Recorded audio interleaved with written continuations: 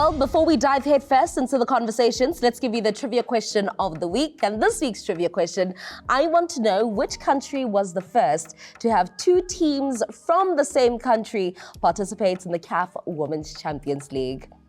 Call a friend, Google it, but do make sure that you send through your answers to me. Use the hashtag, it's hashtag Fut-Afrique, and find us on all social media platforms. It is at Fut_Afrique. Alrighty, as I said, we're getting into the conversations, the leading stories of the week. And who better to do these leading stories with? Not Maphephandaba, but a newspaper that walks the talks all the way from Nigeria. Adelani Ogurenade, hello. Hello, Itu. Oh, you're looking beautiful in that Ben Sherman shirt. Thank you. You look good yourself. Not too bad. Thank you. Not too shabby.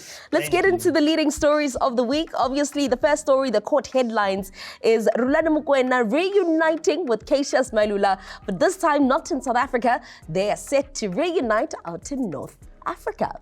Yes, Itu, I'm just excited that he didn't sign for Chelsea FC in London because they seem to be signing everything under the sun these days. But Cassius, this is the right move for him. He's going to be with a coach that knows him well, that has been with him since the Mamelodi Sundowns days. He's going to be at a club with lots of ambition, with a coach that is hungry for silverware. You talk about a lot of ambition.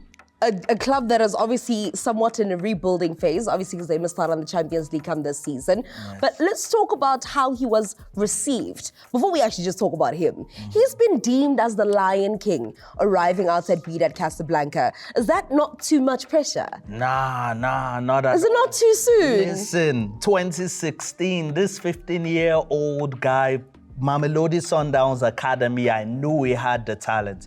When he was at Mamelodi Sundowns, this guy made 32 appearances, scoring 16 goals.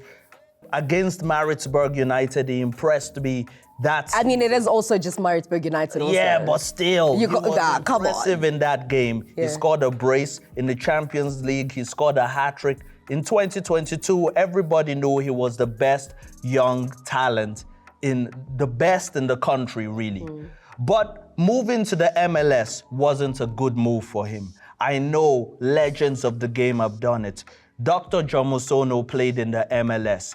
The likes of Dr. Kumalo played in the MLS. Sean Bartlett played in the MLS. Even the great Pele played in the MLS in 1975 after he retired and then he came back to play for the New York Cosmos. But I felt like it was the wrong timing at that time of his career. Why is it the wrong timing? Because he's the hottest thing when it comes to South African football. He's one of the rising stars. He's booming, he's scoring, he's winning accolades. What more is there to win? Where was he supposed to go? Listen, historically, when you look at the MLS, it's still like a young league, 1994 when... That is older than Cassius Mailula himself. Yes. But one of the agreements with FIFA when they got the 1994 World Cup was that they needed to have a league that worked. The MLS is still 27 years old, really, is a league for me that I feel like is not really at that high standard yet. It's going to get there, but I felt like that wasn't the right move for a player like Cassius. I don't know, and I think everyone has their own opinions on this. For me, him moving, I think was a good thing.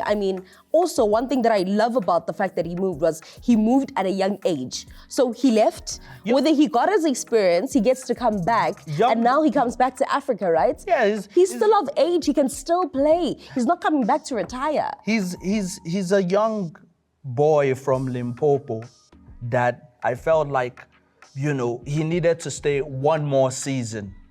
With Mamelodi Sundowns? Yes, with Mamelodi Sundowns, because he was doing so well for them. You're sounding like a typical South Africa who's okay with being, it's fine, like it's nice, it's comfortable here. But sometimes be uncomfortable. Listen, it's just like Pizzo and Percy Tau.